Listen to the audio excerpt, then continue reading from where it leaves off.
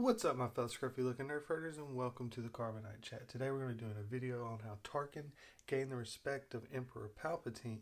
I did a video prior to this on how he gained the respect of Darth Vader, and it was actually the prompting of Emperor Palpatine trying to get Vader to listen to and pay attention to Tarkin, and saying that if he did, that he would gain some respect for him.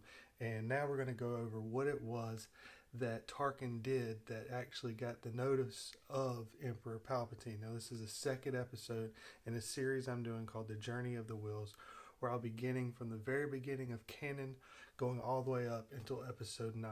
This happening just after the prior video, where he's explaining the story to Darth Vader about what he did on the Carrion Spike to earn the respect of being a true Tarkin male.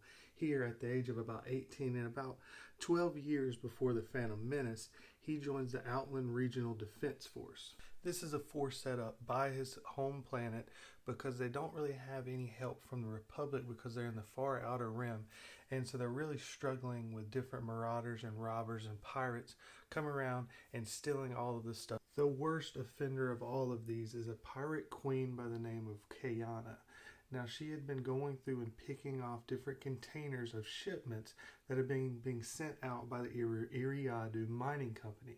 Now, they could not figure out what it was that was causing her to pick the shipments because she didn't pick them in any seeming order. It seemed to be random, and no matter what they tried to do to prevent her from doing so, they couldn't do anything, and they had ultimately gotten to the point where they had decided if she ever showed up, just give up and give her the shipments and just count it off as a loss because no one could stop her because she was so well prepared, and there was no way that they could have a clue where she would attack and then be able to have a better defense to stop it. Kayana was a bit of a folk hero and legend when it came to the pirates and marauders.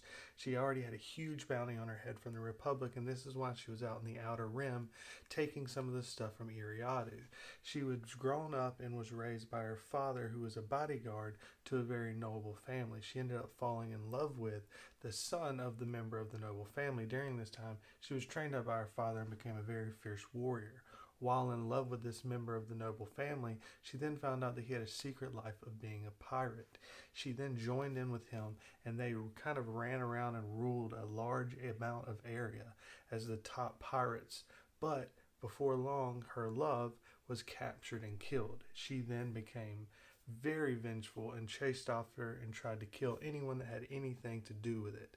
There was many different kind of legends and stories about different things that she had done, from being known as one of the fastest draws of the shooters, being someone that's crashed a bunch of different ships but yet never died. There was one time that she was stranded on an island alone and she had an infected hand. She chewed the hand off to be able to survive it. She had an ocular eye put in so that she could be a better shooter. She had limbs that had to be replaced because of the damage that had been taken from blaster wounds and vibrolance wounds, as well as her legs. She had twice been captured and put in maximum security and was still able to break out and get away from those as well. Now, this is the type of person that the Outland Region security forces are trying to chase after, and Tarkin being a member of those, as well as trying to chase him being one of the youngest and newest members, doesn't really have much respect, and nobody really cares much for what he has to say, and they've kind of settled up with, let's just allow her to take what she takes and just try to mitigate the losses that we have. But then his granduncle Jova, who was the one that took him down and kind of trained him in the wilderness of how Tarkin men are, again, that's in the video that I did before, he ends up telling Tarkin that essentially what you got to do in a situation like this is you got to treat someone like that the same way that we treated all of the different animals and species on the Kyrian Plateau, and that if they want to go against what we say is law, you've got to step in, you've got to put the fear of them, you got to put the fear of you inside of them, and you've got to basically show them and make them submit to you, and do it in such a way that anyone else that sees how you react to these people disobeying your laws, it makes them fear you so much that they never even try to attempt to do anything else against you. With this in mind, Tarkin sets forth to try to put together and figure out the rationale behind how she's picking out these containers. Now, everyone thinks this is an absolute waste of his time, but Tarkin believes that there has to be some rhyme or reason to how she's picking out these containers. It can't just be completely random. And so over time, he begins to figure it out and thinks that he understands what she's doing to be able to break in and get these containers and how she's picking them. Of course, he's not really well believed, but he is able to convince the mining companies to allow them to have a few empty containers and to send them out as kind of a test run to see whether or not this is actually the case. And on the first few ones, it actually works, and they steal the ones that have nothing inside of them. With this being known, they then begin setting forth the plan to be able to actually capture Kayana and her forces. So what they end up doing is setting inside of some of the containers that they know that Kayana is going to steal, using kind of the algorithm that Tarkin put together to understand which one she would take. And inside of them is a device that when they go off of sight of where they're supposed to be heading, they will jump to a specific coordinate where the Outland security forces will be waiting for them to be able to capture them.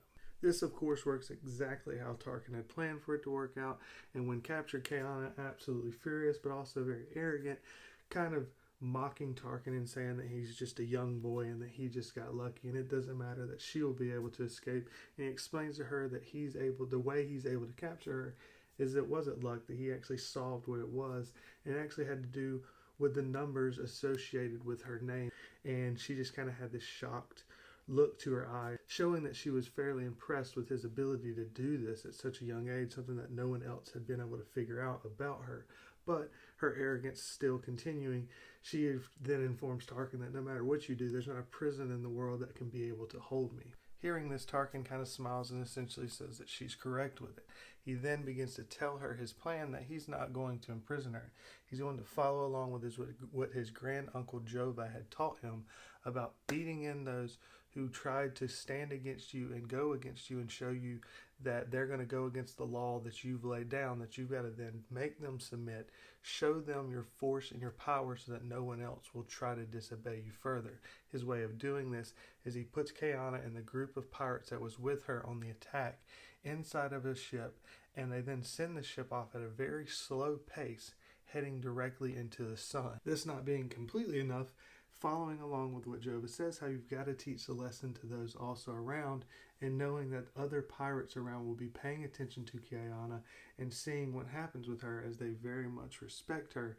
He then sets video and audio that will be transmitted out to anyone that's trying or was connected to her ship beforehand, so that they can watch in slow motion as Kayana flies into the sun, as well as hear the screams of torture. And that's how Tarkin gained the respect of Emperor Palpatine. Kind of a crazy, very dark, but also brilliant in the way he solved it, and brilliant in the way that he taught a lesson of fear, which is the basis of what Emperor Palpatine was kind of about. If you go back to the original trilogy, the whole premise of the Death Star wasn't that they were going to destroy every planet around. The whole point of them blowing up Alderaan was that they were going to blow it up so that everyone else would fear and know, okay, we cannot mess with them. It's exactly why he didn't go to Dantooine when Princess Leia told him that that was where the rebel base was, because it was too far out. No one would know what actually happened. So Emperor Palpatine, at this time just a senator, sees this happening with Tarkin, and he sees that's a man after my own heart, someone as cruel, as vengeful, as smart, and as tactical as I am. I need to bring him along with me. So I hope you like this video. I loved it. It's from the Tarkin novel, which it's probably one of my favorite novels. I absolutely love Grand Moff Tarkin. Please comment below. Tell me what you think, whether you've read the book, what you thought about it, if you're a fan of Tarkin, if this makes it any better.